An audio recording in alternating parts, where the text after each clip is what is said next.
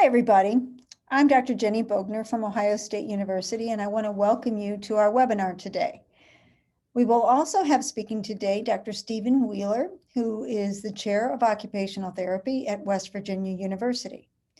We also have Dr. Barbara Darkangelo, physical therapist, Imelda Llanos, and Alyssa Kosiba at the James A. Haley Veterans Hospital. We also have Erin Montgomery, a speech therapist at OSU Wexner Medical Center. This project was funded through the Patient-Centered Outcomes Research Institute through an Eugene Washington Engagement Award. The statements presented in this work are solely the responsibility of us, the authors, and do not necessarily represent the views of the Patient-Centered Outcomes Research Institute, its Board of Governors, or the Methodology Committee. Similarly, there's some employees of the James A. Haley Veterans Hospital that are involved in this project and help to develop the materials. The contents do not represent the views of the Department of Veterans Affairs or the United States government. All right, with those disclosures in order, let's go ahead and talk a little bit about our collaborative team. In addition to myself, Dr. Cynthia Beaulieu also helped to lead this project. But most importantly is that we had 4 teams as our collaborators on this project. We chose these teams because they each operated in different TBI inpatient rehabilitation units in 4 different types of settings. Ohio State University Wexner Medical Center, the team there obviously operates on an inpatient rehab unit of a rehabilitation hospital on an academic medical center campus. The Tampa VA Polytrauma Rehabilitation Center operates out of a VA hospital, obviously, in Tampa, Florida.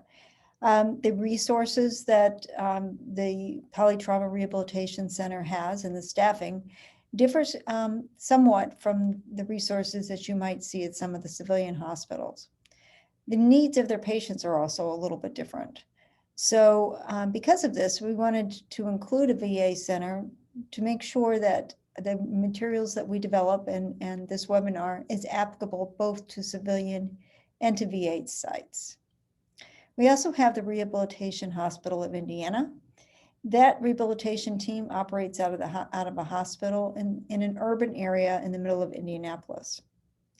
And finally, we have Mercy Health St. Rita's Medical Center. This rehabilitation team is part of a hospital in a small city that's located in a rural area of Ohio. So it's basically a community area, a neighborhood area in which it operates.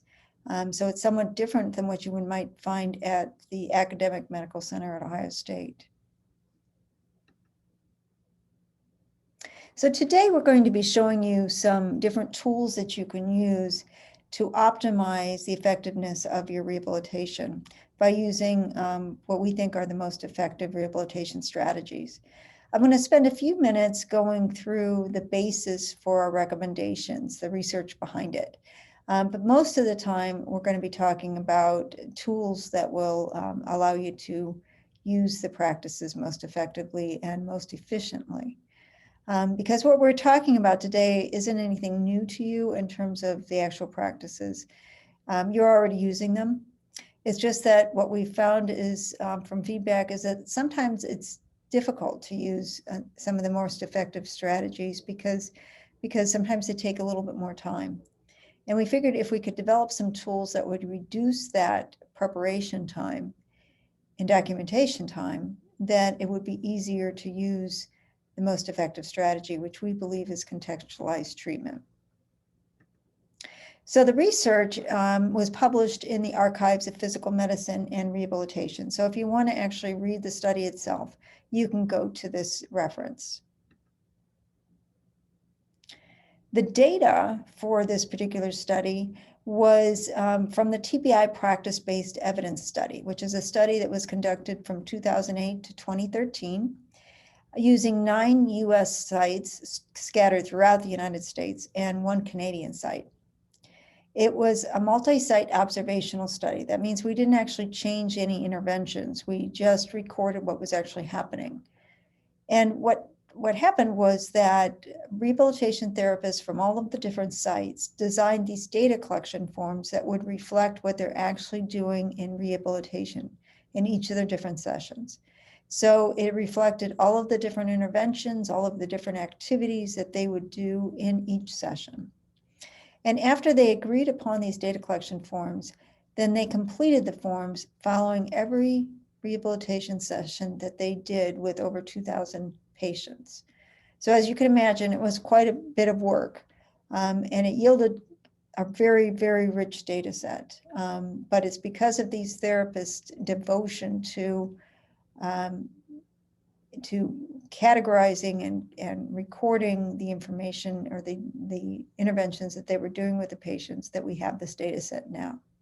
And so now this data set reflects what's naturally occurring, what's actually occurring in rehabilitation environments throughout the United States and partially in Canada as well.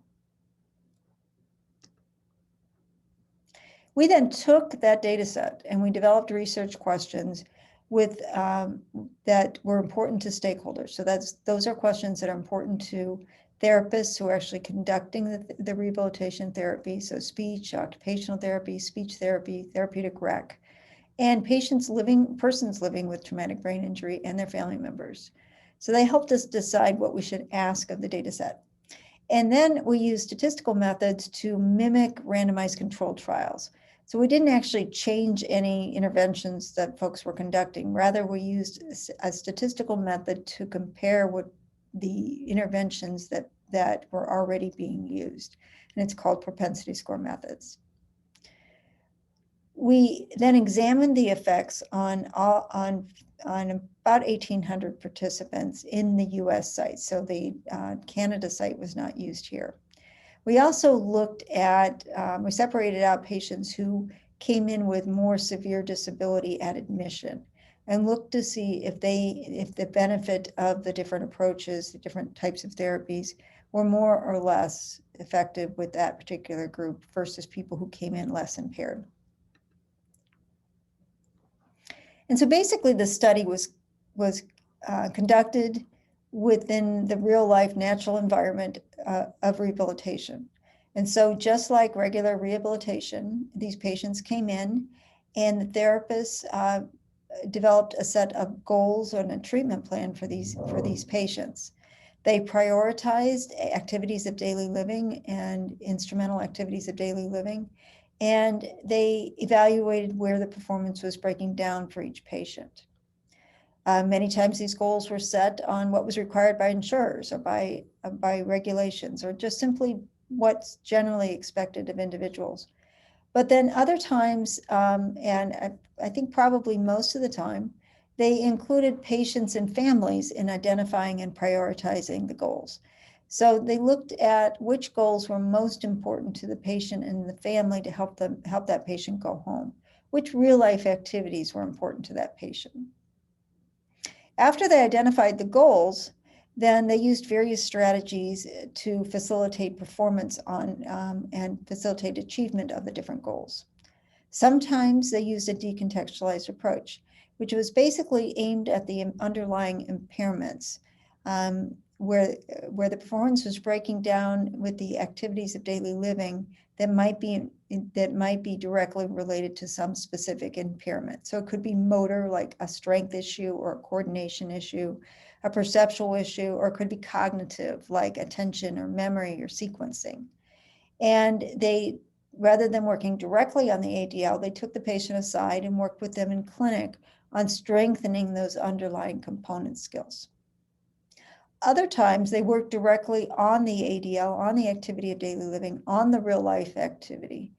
And even though the patient may not be able to perform that activity completely on their own, the therapist provided sufficient supports and used various different strategies to help that person accomplish the tasks and gradually become more independent with those tasks. That approach is a contextualized approach where you're actually using a real life activity in therapy, rather than a decontextualized approach, which focuses more on the underlying impairments and doesn't usually incorporate a real life activity or the actual goal activity into the exercise. Now, you might be surprised to find out that about 35% of the time in the data, rehabilitation was contextualized. So the rehabilitation session was focused on the real life activity that that person will be doing when they go home.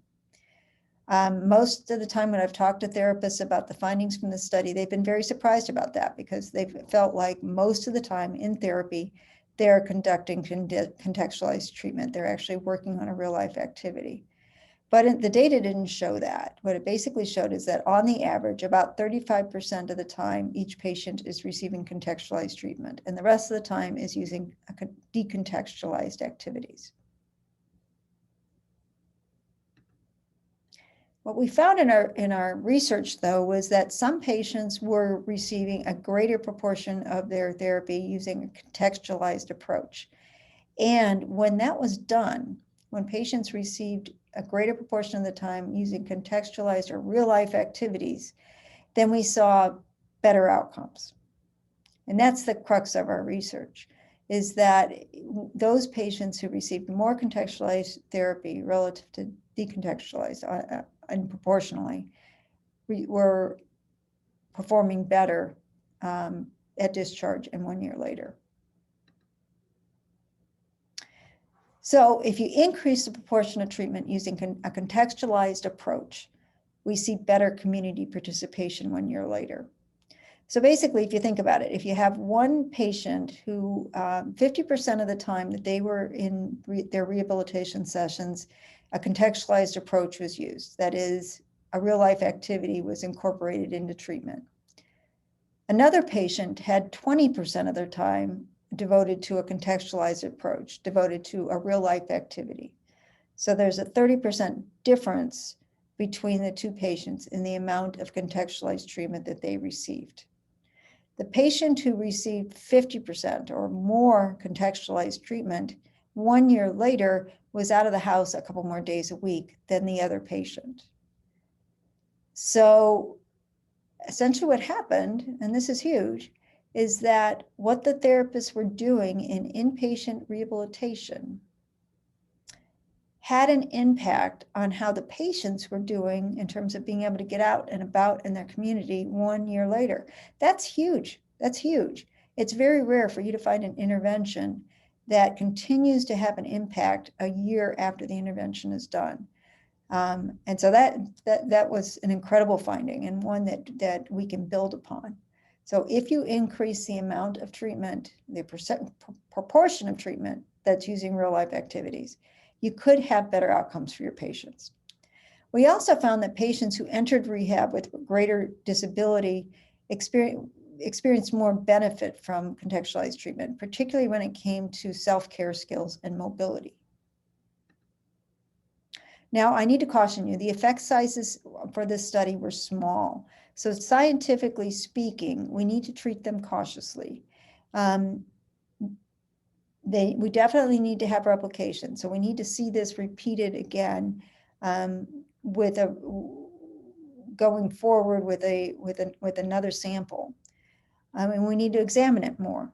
But the effects that we found were also meaningful to the patient. So when we asked people living with traumatic brain injury if it would make a difference to them if they were out of the house a couple more days a week, if a different rehabilitation approach had been used, they said that was important to them. They said that could make a big difference in their lives.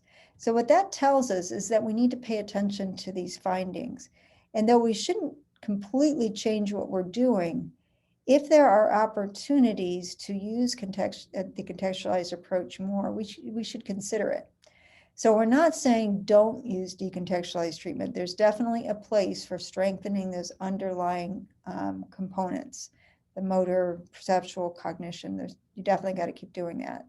But if there are opportunities to be working directly on the real life activity, whether or not you're actually focusing on the impairment or not, but working directly on that real life activity, that ADL, you might find that the outcomes ultimately are better.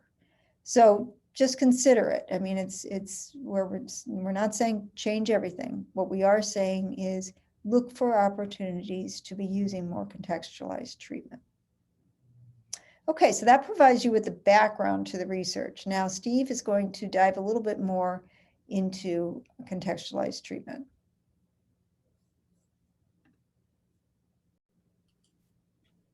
Okay, thank you. So as Dr. Bogner just mentioned, establishing a contextualized treatment activity begins with by collecting that input from your patient and their family, and other support. So what does that individual want to do? What does that individual need to do? So part of what we're going to do today is talk about the means by which we can conduct the interview and collect some of that data. So contextualized activities, they're activities that are meaningful to the person. And by being consistent with what their goals are, contextualized treatment is also inherently motivating. So we're talking about real life activities, those that are identified by the patient and or their family, that will be done in the home or community after discharge, and dressing, bathing, cooking are a few of those examples. When this is done by an interdisciplinary team, the patient gets important opportunities for repetition and enhanced opportunities for learning. And you've got each professional using approaches and techniques that are consistent with, they're looking at it through their own professional lens. They're focusing on those aspects of the task relevant to that profession's goals. And they're using approaches and strategies that are consistent within their scope of practice. So we're going to do some demonstration today of the interdisciplinary team in action in terms of implementing a contextualized treatment approach.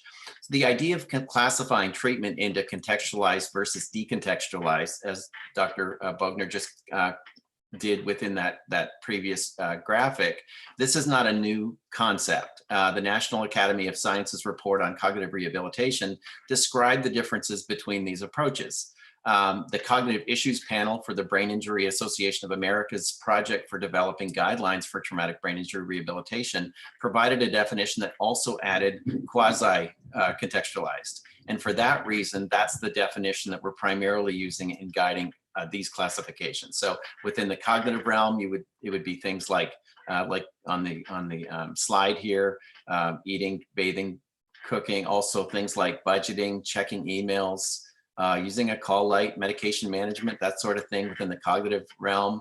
Within the physical realm, things like walking in the community, transferring in and out of your car, getting on and off, up from the floor, up and down stairs, the things that you would do in everyday life, things that would be identified by someone who would, as things that they would ultimately be doing in the community when they were to leave the facility. Next slide. So we talk about decontextualized treatment. And those are important elements of the rehabilitation process. So as Dr. Bogner mentioned, the idea of contextualize is not to replace contextualize with decontextualize, but when you have the option, a contextualized approach is recommended. So these are the decontextualized treatment are those activities. They strengthen those component skills and abilities that underlie the real life task. So it can be preparing somebody to get to the point where they can do decontextualized. The therapy activities themselves are not done in the real life environments, and they're things that are done in the clinic. You can see a couple of examples here. Cancellation tasks, for example, that you're seeing, copying, defining words, describing words, that sort of thing would be cognitive examples.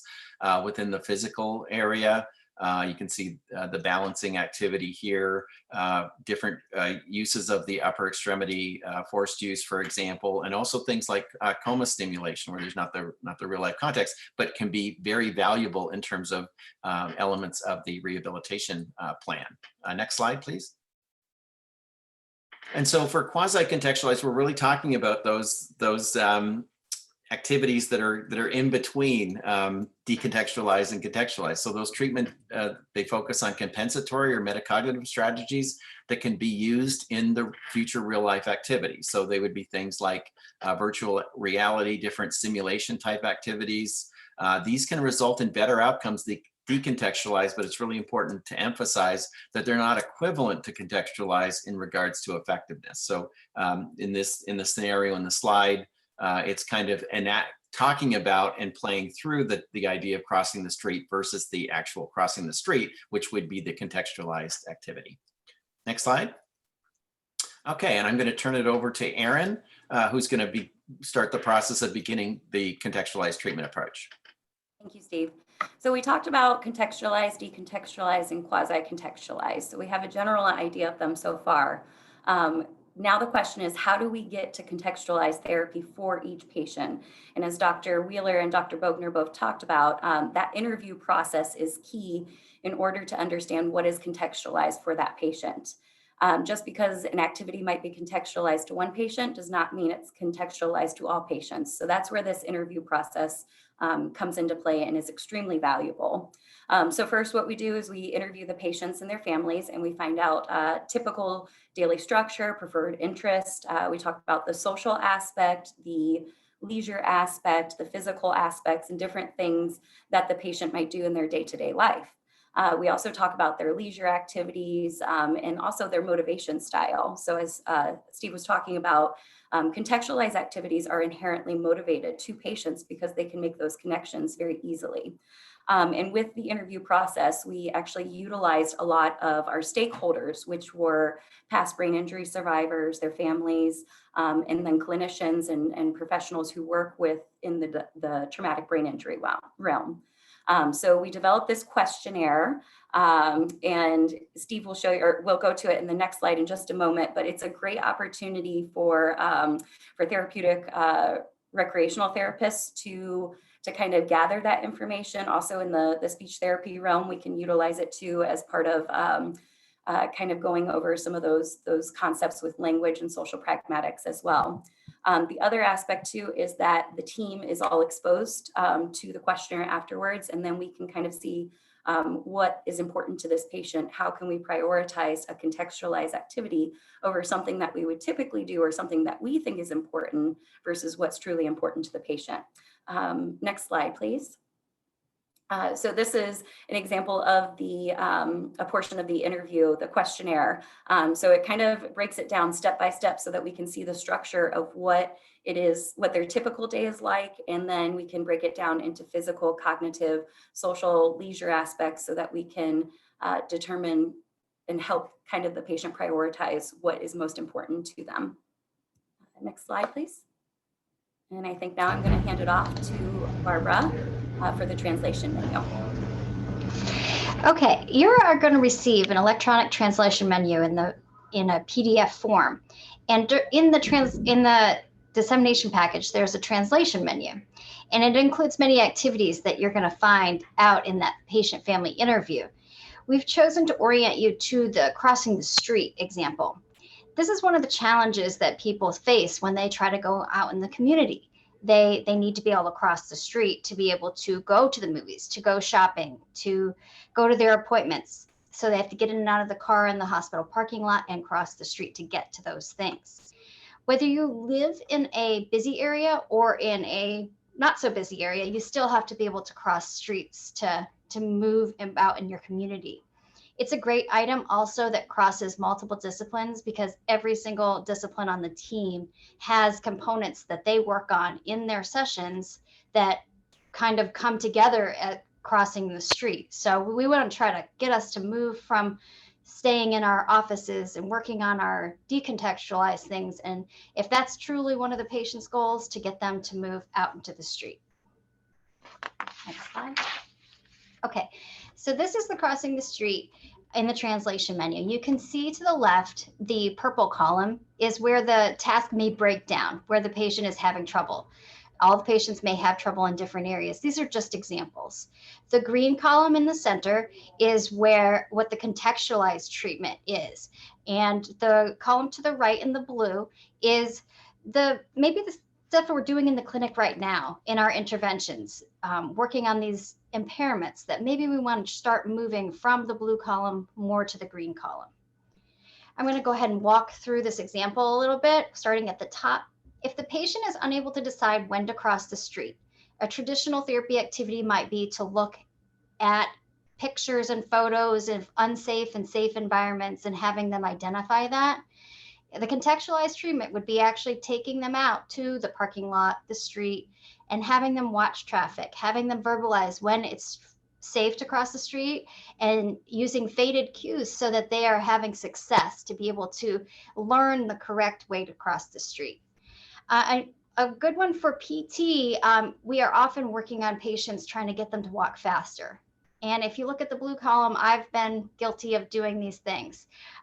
You have them trying to walk in a hallway and getting them to walk faster with cues, or using a 10-meter walk test and giving them results and seeing they could do faster next time.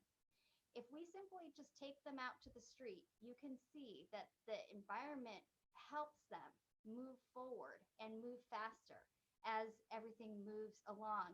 You can see also that the crossing the street is such a complex activity.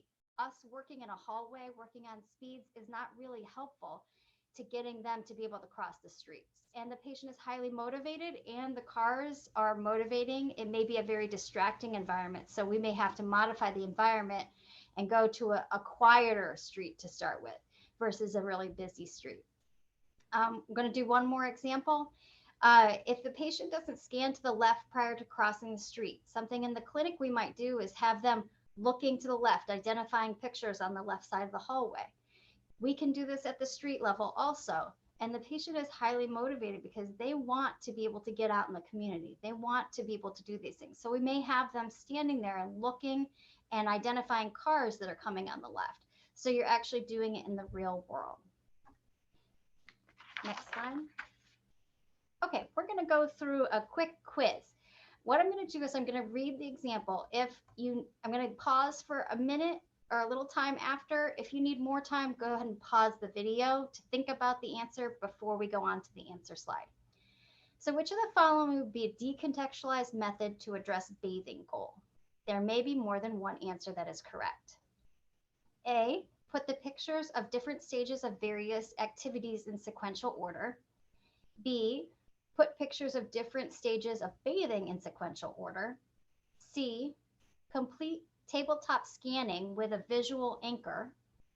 D, place anchor in the tub, shower, sink side for visual scanning to locate items during bathing in shower, tub, or at sink side.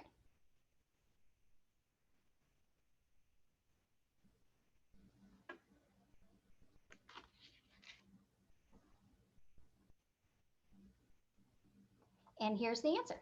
So we're looking for the decontextualized. So A and C are decontextualized because they address the impairments, but don't directly address the functional goal. B is quasi-contextualized because it has the activity in it, but you're not actually doing the activity. And D, because you are doing the activity, that is the contextualized answer. Next question. Which one of the following would be a contextualized method to address meal preparation goal? There may be more than one answer that is correct. A, put pictures of different stages of making a sandwich in sequential order. B, practice moving unrelated items to and from various surfaces while standing with a walker. C, with the contents of the sandwich placed on a table, assemble the sandwich with visual and verbal cues to assist with sequencing. D, practice retrieving the contents of the sandwich from the refrigerator and the cupboard without requiring an overhead reach.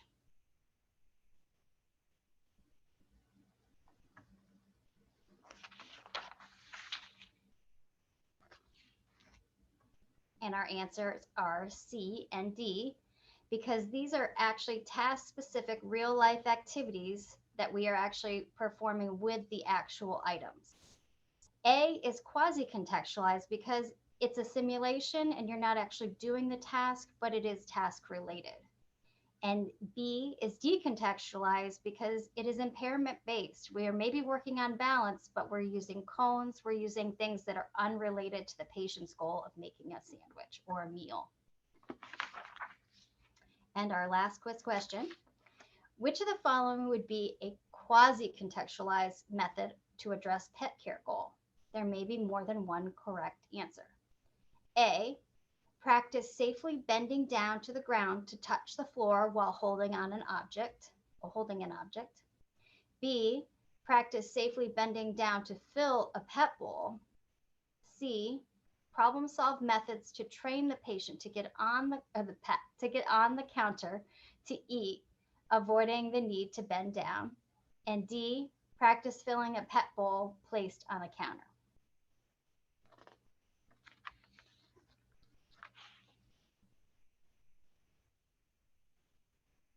And our answers are C is quasi-contextualized because it's still primarily impairment focused, but it ties directly to the activity and the functional goal that the patient has identified.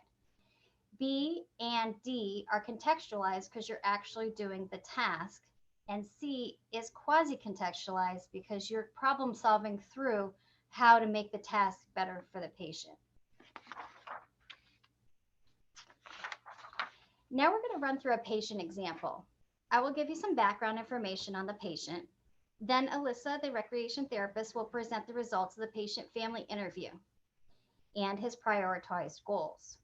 Then we will, as a team, discuss and identify contextualized methods of addressing the patient's goals and discuss how we can coordinate the treatment across the different disciplines. Gary's a 50-year-old man who sustained a severe TBI with left subdural and arachnoid hemorrhages in a helmeted motorcycle crash. He also sustained a right clavicle fracture. He is restricted to no overhead activities with that right shoulder. Impairments include right inattention, post-traumatic amnesia. He's not remembering from day to day what's going on, non-fluent aphasia, sequencing, memory deficits, and balance difficulties. His functional limitations are in bathing, dressing, toileting, and some IADLs. He's requiring min assist due to that right inattention, sequencing, balance, and safety issues. Functional ability wise, he is requiring contact guard to min assist for transfers because of the balance and safety awareness. He also requires contact guard with a rolling walker at this time for ambulating over around 400 feet due to imbalance when he's turning his head. Now, Alyssa's going to go over the results of the patient-family interview. So I completed the patient and family interview with Gary and his family, and they were able to provide some valuable information and priorities in order for us all to work together to identify his treatment goals. Gary's family helped to provide a lot of information due to Gary's aphasia, but he was able to confirm with pictures, gestures, and basic responses. So Gary lives alone, so it's important that he is able to complete his ADLs independently. His leisure activities are writing poetry, listening to music, playing the trumpet, and teaching his cat tricks. His family also said that he is a handyman and plays golf 2 times per week. He likes to sing karaoke and play cards with friends. He doesn't like exercising, but enjoys outdoor activities. Activities he enjoys and finds important should guide our sessions to make it more relevant and enjoyable for Gary, especially due to his post-traumatic amnesia. Next slide. To assist us with his treatment focus, the patient and his family were asked to prioritize activities based on the level of importance to him, as you can see here on the slide.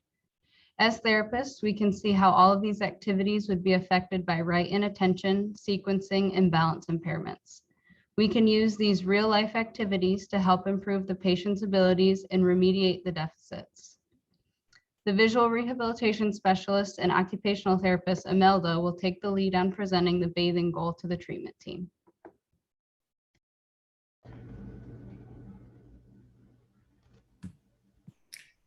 To start off the team's weekly discussion, I am going to reintroduce the therapists who will be participating. Again, my name is Imelda, and I'm an occupational therapist and a vision specialist. Barbara is our physical therapist. Erin is the speech language pathologist, and Alyssa is our recreational therapist.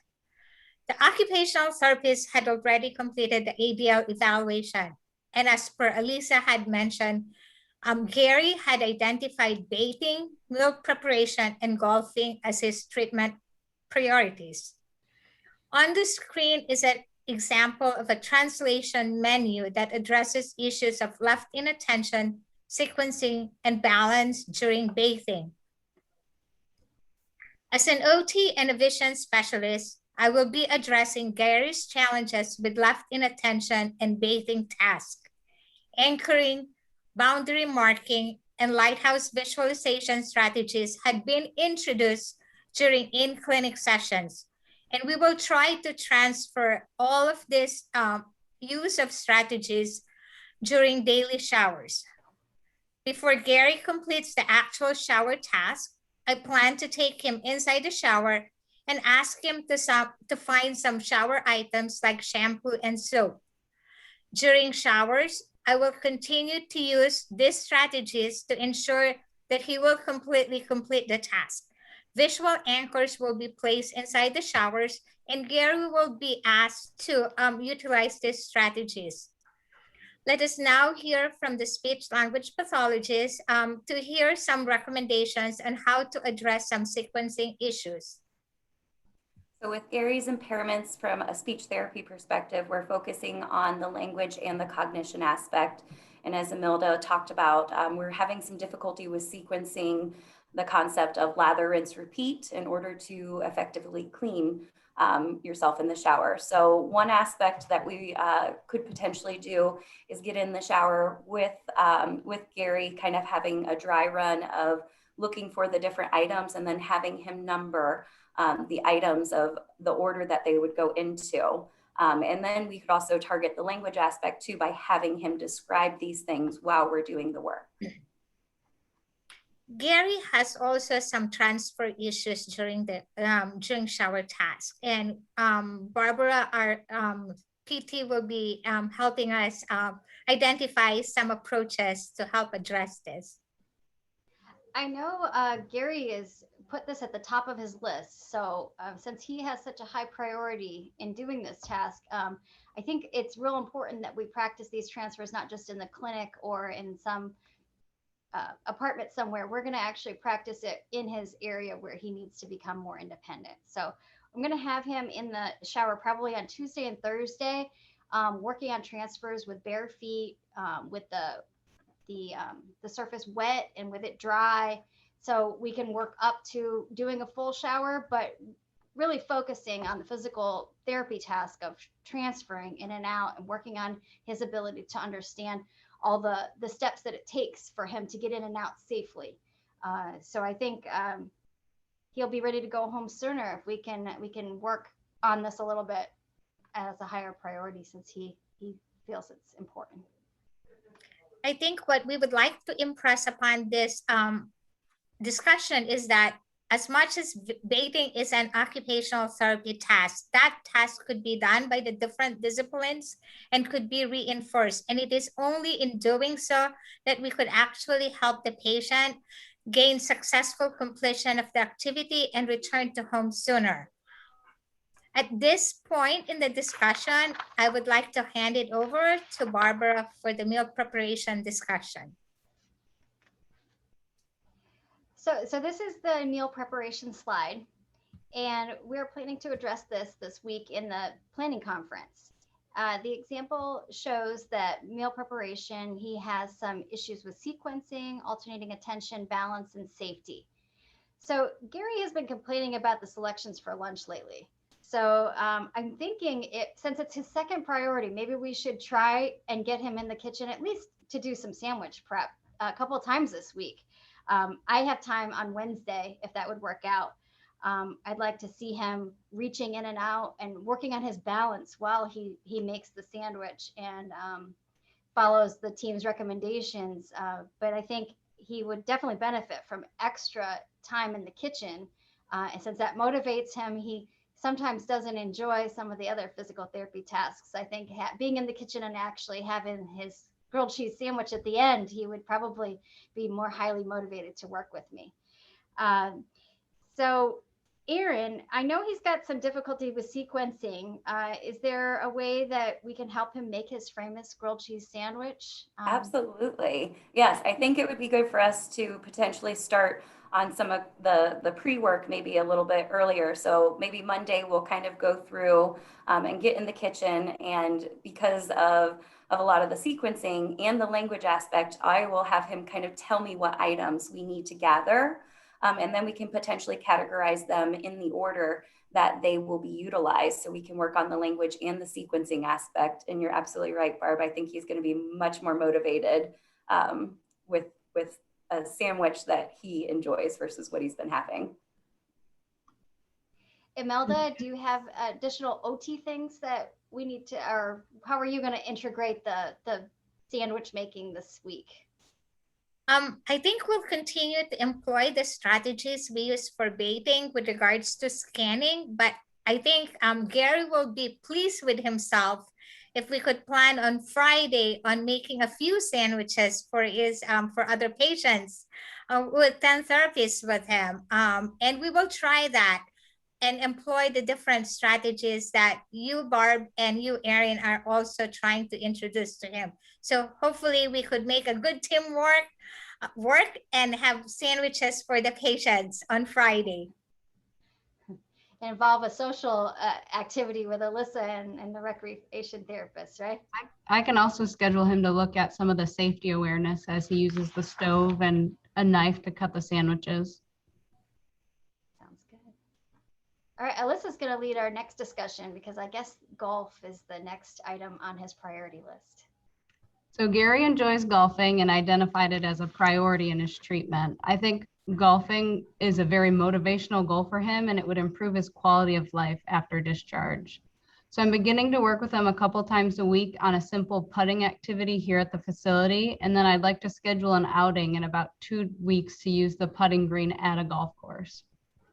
Putting is a nice way to practice head turns in a contextualized treatment session to improve balance and vestibular function. And we can also address navigation on the way.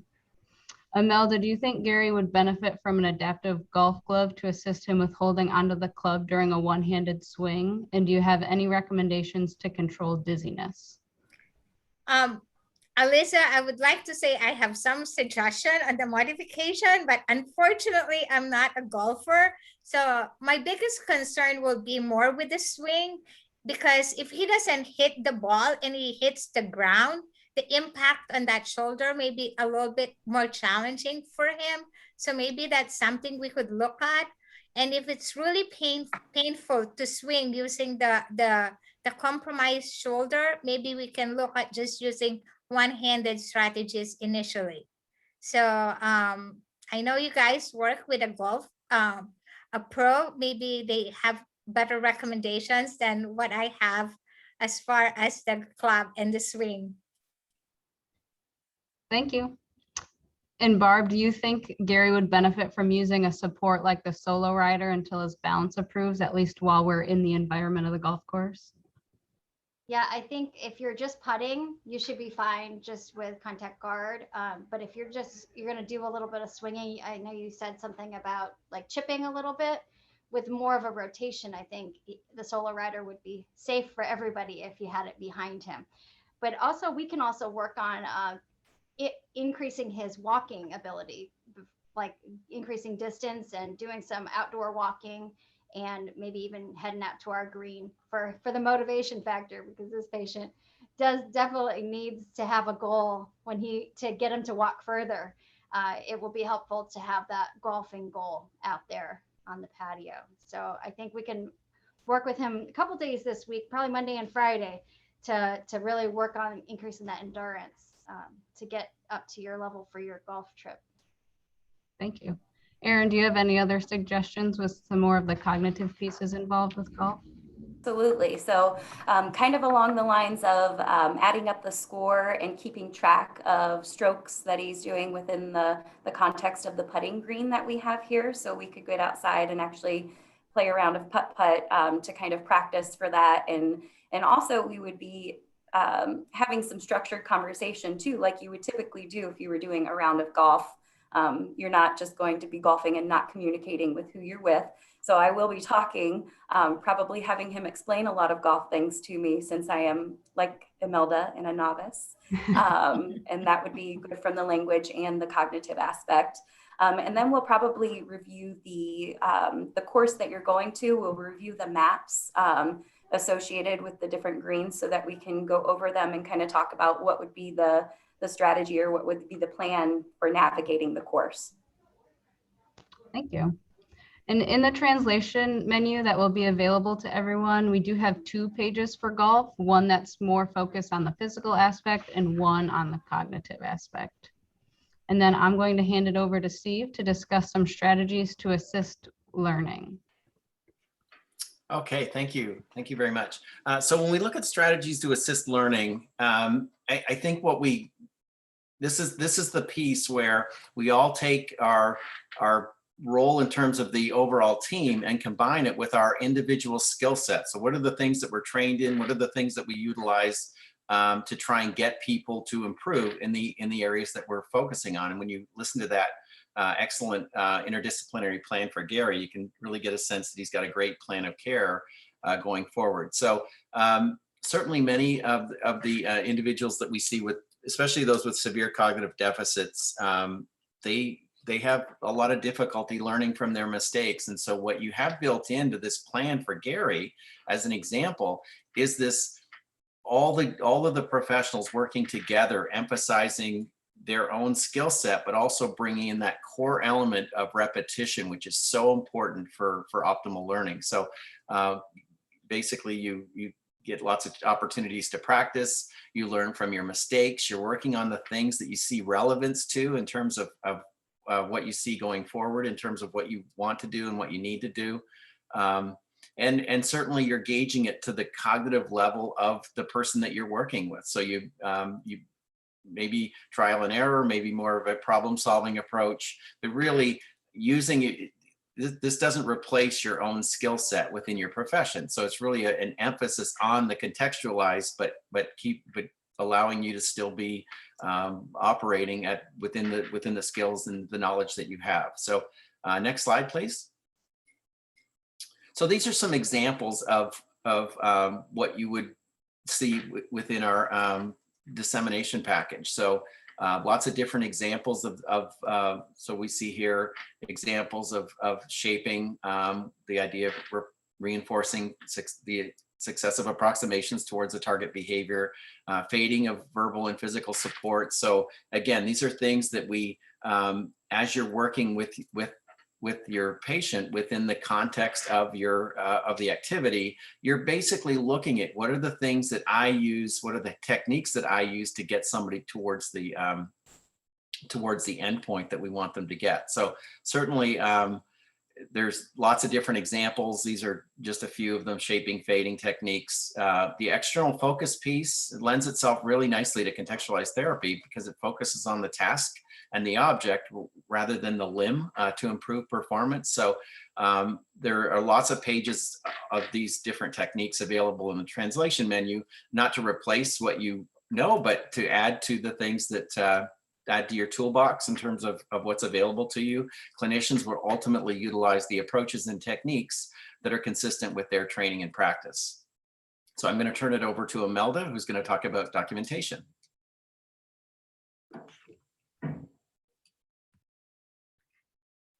We want our documentation to reflect what we did during treatment.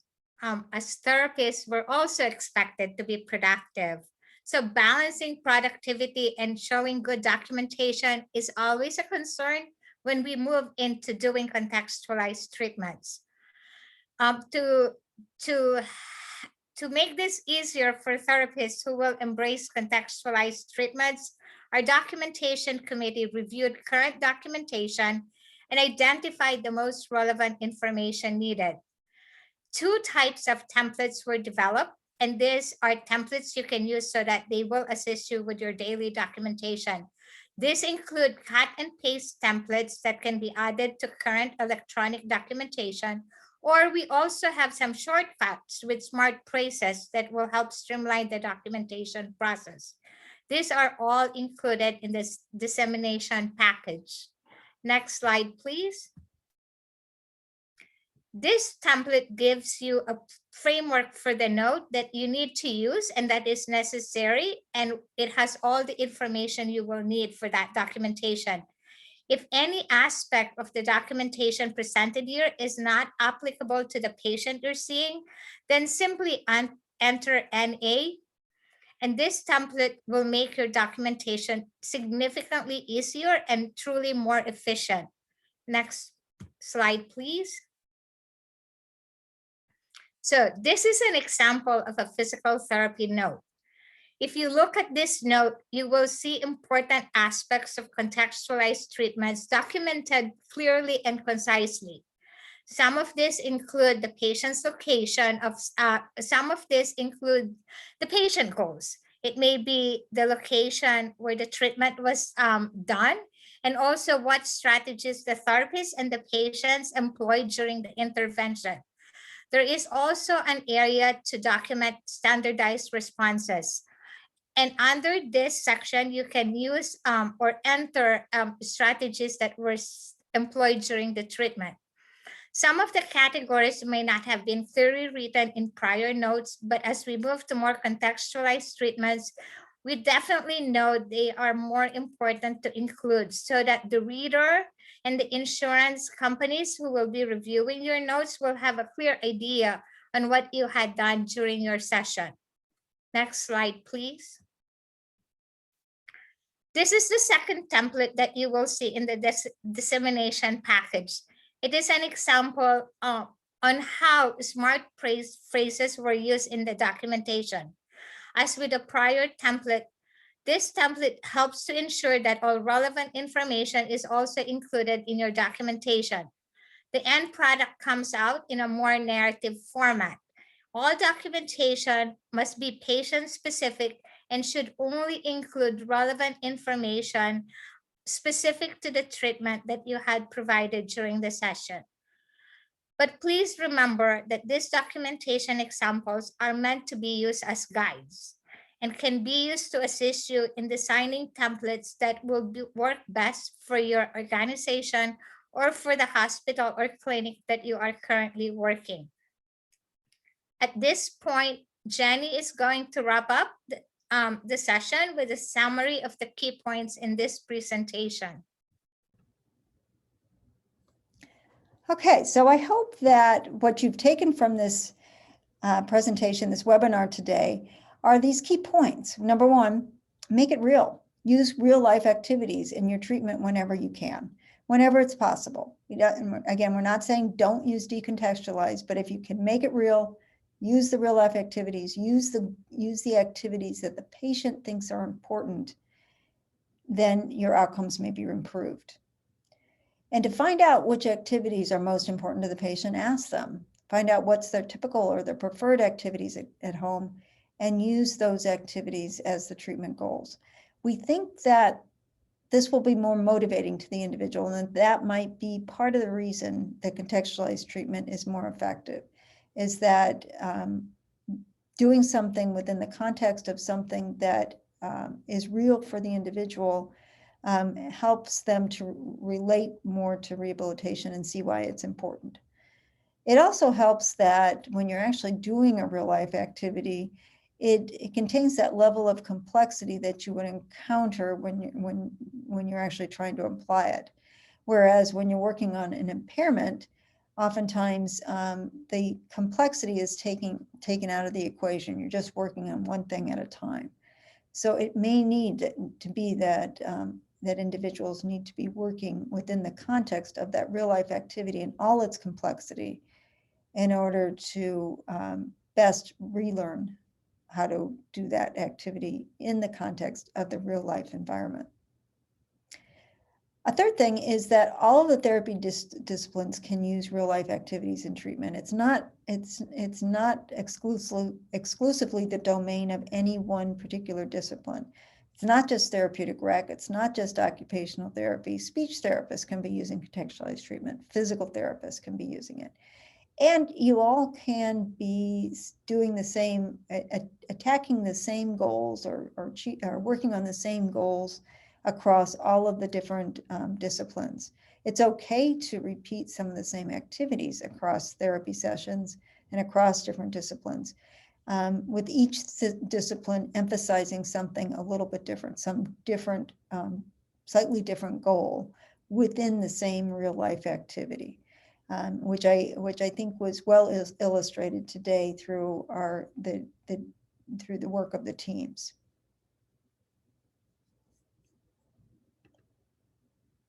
Now, as part of this webinar and this continuing education activity, you also have access to our dissemination package. And this dissemination package is going to provide you with more examples and more tools than we're able to show you in the webinar itself. So let me show it to you.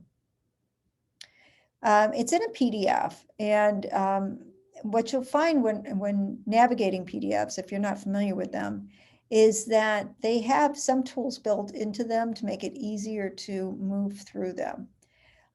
So to get to those tools, go to the arrow on the left and press it. And when you do that, you'll see that there are several icons. If you go to the bookmark icon, then that will open up a menu of contents that you can choose from to go directly to what you need. So for example, you could look at the research itself. You can look at the graphic that I showed you earlier, but you can also go directly to the translation menu and have access to different activities that you can incorporate into your treatment plans. So rather than having to think through each individual treatment plan for your patient, you can go to this translation menu and it'll have examples already set out for you so that you don't have to spend the time thinking through it. Not quite as much as you currently do anyway. So we have many different activities in here, some home maintenance activities, all the different ADLs are in there as well. Oops, I meant to tell you though, one thing that you need to know about bookmarks is that you may get stuck at a level. So for example, if you were down in golfing, you may be able to use the arrow keys to go from golfing to the gym exercises, but you're going to be stuck under this fitness level for the bookmarks. The easiest thing to do, rather than using arrows to navigate, is to just press on the bookmarks themselves, and that will take you to where you want to go. We also have a section called Frequently Asked Questions. These questions are ones that have been posed to us as we have presented this information in various venues. Certainly, if you have a question that isn't on these frequently asked questions, please send them to us and we'll answer them, and then we'll go ahead and add them to this list so that other people can benefit as well.